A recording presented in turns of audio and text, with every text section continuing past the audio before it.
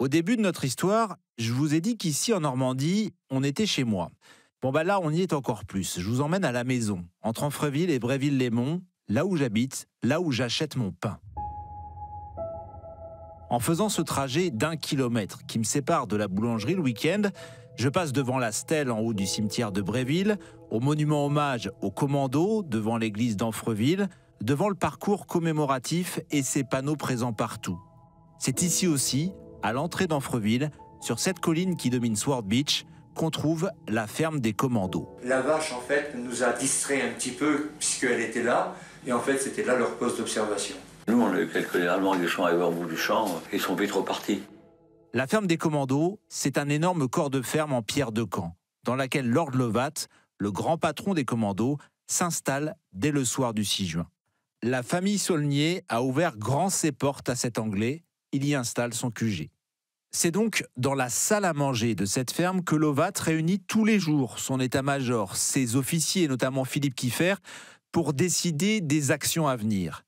Entrer dans cette ferme qui est restée dans son jus 80 ans après, et plus largement venir à Amfreville, c'est donc entrer dans l'histoire. Bienvenue dans les voix du Commando Kieffer, un podcast France Bleu avec le Mémorial de Caen. Je m'appelle Julien Corbière, épisode 8, la guerre des tranchées.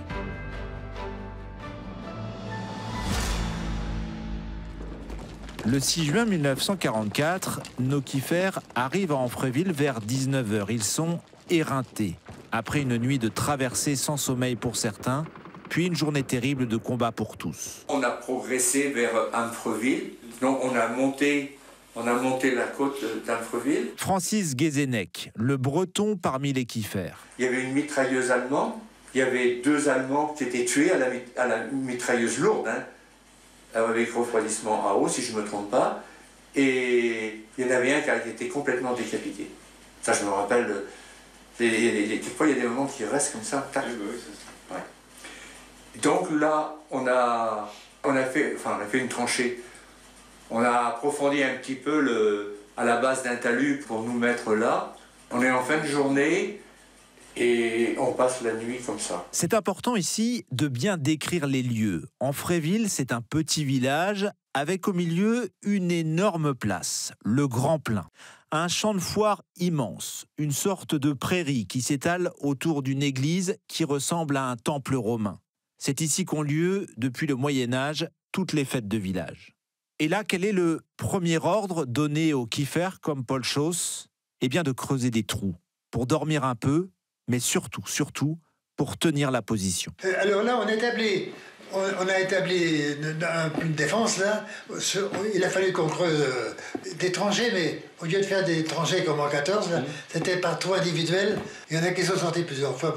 On n'a pas bougé du trou de notre trou, là, parce que c'était urgent au départ, il n'y a pas de doute. Le plan initial des Alliés, c'était d'aller à Cabourg, puis à Caen, à 15 km d'Amfreville, dès le premier soir. Mais Léon Gauthier comprend vite que ça ne marchera pas. Pour tous ces jeunes hommes qui, pour la plupart, sont nés dans les années 20, c'est en fait une guerre de tranchées qui commence à ce moment-là. Quand Lord Lovat a été blessé et qu'il a été évacué, il a dit à nos officiers qui étaient là, et je l'ai entendu, il faut tenir coûte que coûte, il faut tenir ce truc, là, c'est vital pour le débarquement, coûte que coûte, il faut tenir. Là. Et les officiers nous ont répété, voilà, Lovat nous a dit coûte que coûte. Donc bon, on était prêts à tenir coûte que coûte. Toute la nuit, on n'a pas dormi. René Rosset. On voyait de tout, on voyait les Allemands lancer sans arrêt des fusées éclairants, sans arrêt pour délimiter, soi-disant. Moi, je sais que je tournais autour de l'église, on patrouille, tout ça, mais on se méfiait de tout. Parce qu'Amfreville, c'est petit, il y a les quelques maisons qu'il y a. Ah oui, on était des cibles, parfaites, comme on est. Rosset, Gauthier, Schoss et les autres apprennent à survivre dans des conditions très précaires, avec cette impression gênante de revivre comme les poilus, comme leur père, la guerre de 14, pire encore, celle de 40, sur la ligne Maginot. Cette débâcle militaire de 40 qui explique leur engagement dans la France libre. 4 jours après leur arrivée, le 10 juin à 6 h du matin, Les kiffers sont au fond du trou, au sens propre et au figuré. Et le plus dur arrive, la contre-attaque allemande. Les intentions de l'ennemi sont claires, reprendre la colline d'Amfreville et avec Pegasus Bridge pour permettre à la 21e Panzer Division de rallier Caen, de sauver Caen en fait si on se place du point de vue allemand. L'enjeu est de taille. La 21e Panzer, c'est 120 chars, 20 000 hommes, l'élite de la Wehrmacht. La bataille de Normandie, le 10 juin, c'est donc ici qu'elle se joue. Ça a commencé, on a reçu des mortiers qui tombaient pas loin de nous. Et dans cette espèce de trou, nous ne pouvions plus bouger. Francis Guézenec. À tel point que, même pour aller faire des besoins, ou au moins uriner, on était amené à uriner dans la gamelle et la balancer par-dessus, comme ça. On avait remarqué qu'il y avait des vaches dans ce champ-là. On avait remarqué qu'il y avait 6 vaches. La veille, on avait vu ça. Et ce fameux 10 juin, on s'est aperçu qu'il y avait une vache qui était restée à l'entrée, à l'orée du champ. Et on se demandait pourquoi elle n'était pas avec les autres vaches. Hein. Donc Monceau a dit, on va tirer un coup de fusil, on verra bien dans la vache. Quoi. On a tiré dans la vache, et à ce moment-là, on a vu des Allemands, 2 ou 3 Allemands, je ne me rappelle plus, qui sont partis en courant. C'était le poste d'observation. Au moment où on a découvert la vache, les Allemands ont fait des tirs de mortier.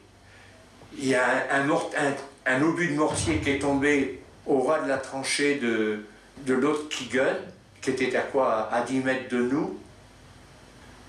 Le premier s'est baissé dans le trou, il n'a rien eu.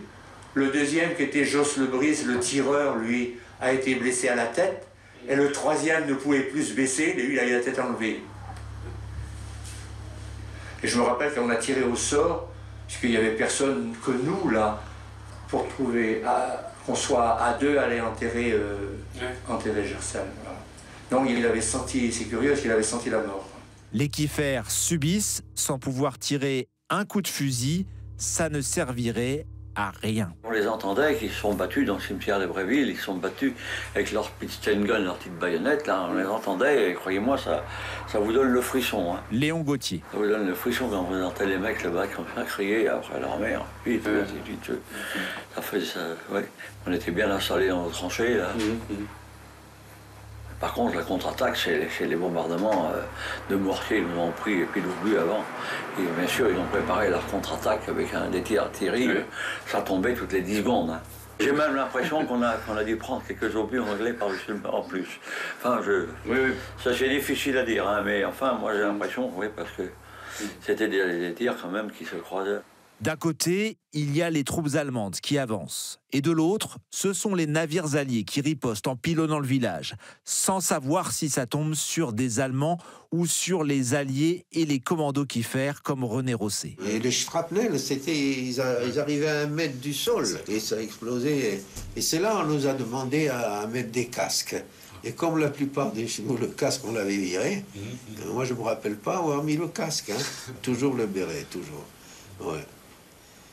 Et bien là, il y a eu dans la journée, une contre-attaque. On entendait le bruit des chenilles, mais alors distinctement. Hein. Est-ce que c'était des autocanons? Est-ce que c'était des...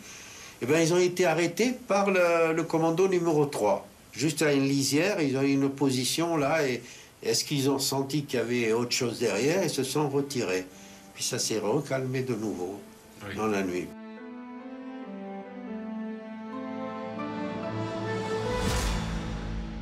Dans ce paysage apocalyptique, on ne peut pas s'empêcher de se demander.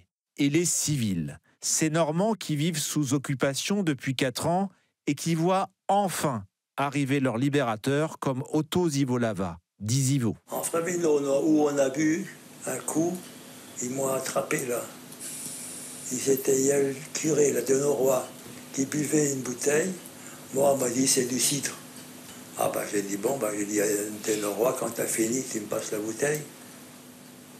Je prends la bouteille, je prends une gorgée. Ah, dis donc, je crois que j'explose. C'était un Calvados. Ça m'a rasé la gorge, ça. J'ai dit, qu'est-ce que c'est que ça? Elle dit, c'est du calva, ils se marraient, eux, ils buvaient ça, comme le cidre. Ils ont l'habitude de boire du calva. Mais à Amfreville, on ne voit pas de traces de ces fameuses scènes de liesse de la libération. Des scènes de fraternisation, oui, des élans de sympathie, bien sûr. Comme les soldats, les habitants subissent d'abord les bombardements venus des deux camps. À Amfreville, il y avait une boulangerie. Et il est arrivé un incident. Francis Guézenec. Les Allemands, à un certain endroit d'Amfreville, ont tiré sur ces civils-là. Ils étaient à 6 ou 7. C'était dans un trou, peut-être un trou d'obus, même un trou assez grand. Et la plupart des civils ont été tués. Et il y avait un jeune, monsieur Dolé, qui était boulanger ou apprenti boulanger à Amfreville, qui lui était blessé. Les Allemands l'ont laissé pour mort, et même ceux qui ont enterré les civils ont cru qu'ils avaient enterré également. En fait, il n'était pas mort, mais il était gravement blessé, il avait dû avoir une balle dans le crâne, et il avait un œil qui était, je crois que les 2 yeux étaient sortis de l'orbite. Il était dans ce trou-là, il essayait de s'en sortir, et dans ce trou, il y avait un chien, un berger allemand. Et le berger allemand essayait de le sortir. On pourrait dire que le chien a peut-être aidé en partie, en petite partie, à le sauver. Les Kieffer n'en peuvent plus d'attendre. Ils veulent se battre, tout simplement. Dans la ferme de la famille Saulnier, tous les soirs à 19h, les chefs anglais et français n'ont aucun mal à trouver des volontaires parmi les commandos pour faire des patrouilles à la limite des lignes ennemies. Il y avait des méchants là-bas. Ils ont pendu un commando. Otto Zivolava. J'ai fait une patrouille pour ramasser mon outillage de haut-parleur. Jiquel a été blessé. Il a perdu le sens d'orientation.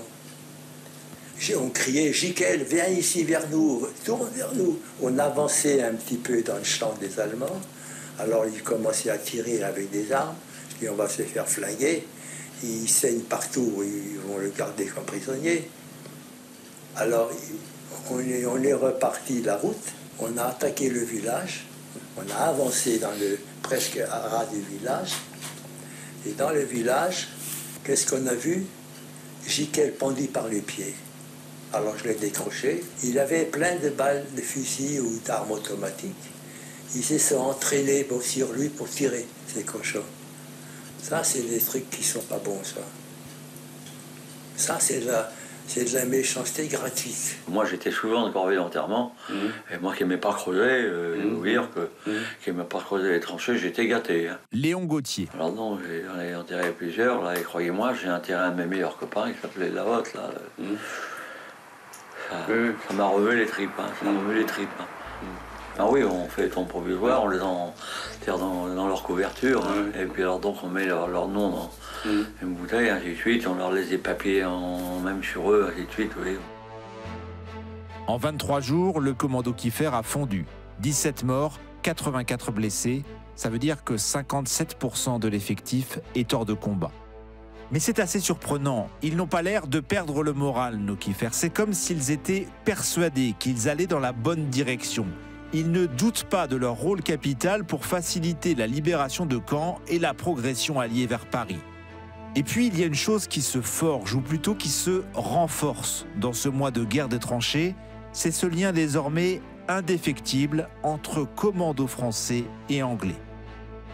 Ensemble, au pied de l'église d'Amfreville, ils commencent à construire, et croyez-moi, ils n'ont pas que ça à faire, le premier monument commémoratif en hommage aux commandos tombés depuis le débarquement, celui à côté duquel trône aujourd'hui un buste de Philippe Kieffer.